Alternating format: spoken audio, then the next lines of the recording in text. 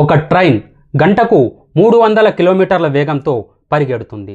ఒక మహానగరం నుండి మరొక మహానగరానికి కేవలం కొన్ని గంటల సమయంలోనే చేరవేస్తుంది. అది శబ్దం కూడా చాలా తక్కువగా చూస్తుంది. ప్రమాదాలైతే దాదాపుగా లేనే లేవు.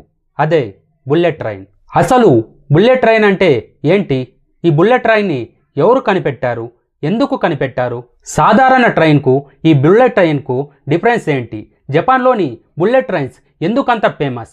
మన ఇండియాలో కూడా బుల్లెట్ ట్రైన్స్ ఉన్నాయా?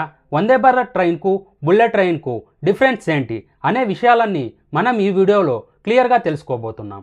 బుల్లెట్ ట్రైన్ అంటే గంటకు 250 కిలోమీటర్ల వేగంతో నడిచే హై స్పీడ్ ట్రైన్. ఈ బుల్లెట్ ట్రైన్లు వాటి కోసం స్పెషల్గా రెడీ చేసిన రైల్వే ట్రాక్లపైన మాత్రమే నడుస్తాయి. ఇవి సాధారణ రైల్వే ట్రాక్లపైన నడవవు. ఈ ట్రైన్స్ యొక్క ఆకారం కూడా చాలా ప్రత్యేకంగా ఉంటుంది. ట్రైన్ యొక్క ముందు భాగం బుల్లెట్ రూపంలో ఉండటం వల్ల వీటిని బుల్లెట్ ట్రైన్స్ అని పిలుస్తారు. జపాన్లో ఈ ట్రైన్స్ను షింగాన్సేన్ అని పిలుస్తారు. 1950లలో జపాన్ ఒక పెద్ద సమస్య ఎదుర్కొంటుంది. టోక్యో నుండి ఒసాకా వరకు చాలామంది ప్రయాణికులు ప్రయాణించాల్సి వచ్చేది. ప్రయాణికులు ప్రయాణించడానికి రోడ్లు సరిపోవడం లేదు. మామూలు ట్రైన్లు స్లోగా ఉన్నాయి. ఇలాంటి సందర్భంలో జపాన్ గవర్నమెంట్కు ఒక ఆలోచన వచ్చింది. అసలు మనమే వేగంగా వెళ్లే ట్రైన్స్ను ఎందుకు రూపొందించకూడదు అని. ఆ ఆలోచన వల్ల 1964 సంవత్సరంలో మొదటి బుల్లెట్ ట్రైన్ ప్రారంభించబడింది. టోక్యో ఒలింపిక్స్కు ముందు ఈ బుల్లెట్ ట్రైన్ను స్టార్ట్ చేశారు. ఈ బుల్లెట్ ట్రైన్ ఒక్కసారిగా ప్రపంచాన్ని మొత్తం షేక్ చేసేసింది. అప్పట్లో ఈ బుల్లెట్ ట్రైన్ స్పీడ్ 210 km/hగా ఉండేది. ప్రస్తుతం ఈ స్పీడ్ 320 km/h కంటే ఎక్కువగా కూడా ఉంది. బుల్లెట్ ట్రైన్ వెనుక ఉన్న ముఖ్యమైన వ్యక్తి హిడెయో షిమా అనే జపాన్ ఇంజనీర్. ఆయన విజన్ వల్లే షింగాన్సేన్ ప్రాజెక్ట్ సక్సెస్ అయ్యింది.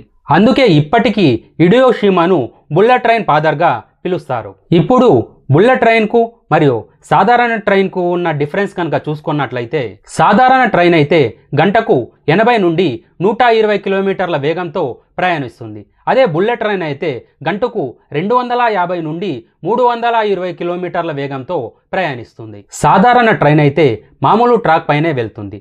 కానీ బుల్లెట్ ట్రైన్ మాత్రం ప్రత్యేకంగా నిర్మించబడిన హై స్పీడ్ ట్రాక్ పైన మాత్రమే వెళ్తుంది. బుల్లెట్ ట్రైన్లో ఆటోమేటిక్ కంట్రోల్ సిస్టమ్ ఉంటుంది. ఒకవేళ డ్రైవర్ తప్పు చేసినా కూడా సిస్టమ్ కంట్రోల్లోకి తీసుకుంటుంది.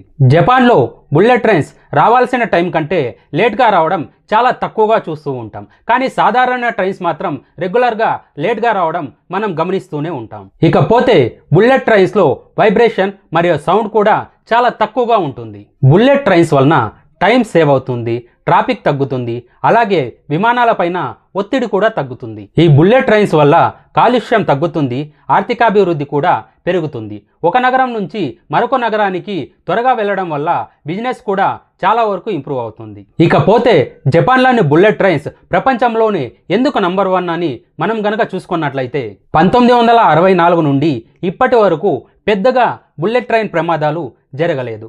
అలాగే టైమింగ్ కూడా కరెక్ట్గా ఉంటుంది. ట్రైన్స్ చాలా క్లీన్గా ఉంటాయి అండ్ అప్డేటెడ్ టెక్నాలజీతో కూడా ఉంటాయి. ఇదే కారణంతో ప్రపంచ దేశాలు జపాన్ బుల్లెట్ ట్రైన్ మోడల్ను ఫాలో అవుతున్నాయి. ఇకపోతే ప్రస్తుతం ఇండియాలో ఆపరేషనల్ బుల్లెట్ ట్రైన్ లేదు. కానీ ముంబై నుండి అహ్మదాబాద్ మధ్య హై స్పీడ్ రైల్ ప్రాజెక్ట్ నిర్మాణంలో ఉంది. ఈ ప్రాజెక్ట్ జపాన్ సహకారంతో నడుస్తూ ఉంది. ఈ ప్రాజెక్ట్ కనుక పూర్తయితే గంటకు 320 కిలోమీటర్లతో నడిచే రైలు మనకు ఏర్పడుతుంది. ఇకపోతే మీకందరికీ ఇప్పుడు ఒక డౌట్ రావచ్చు.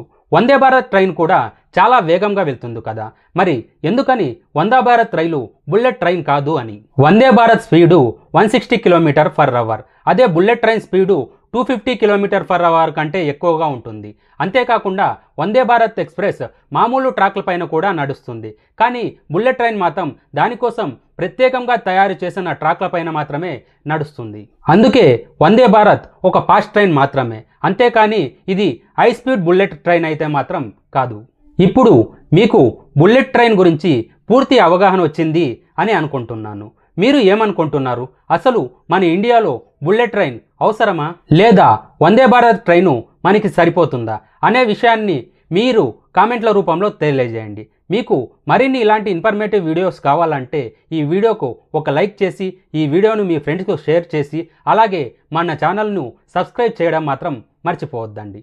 థ్యాంక్ యూ అండ్ జై హింద్.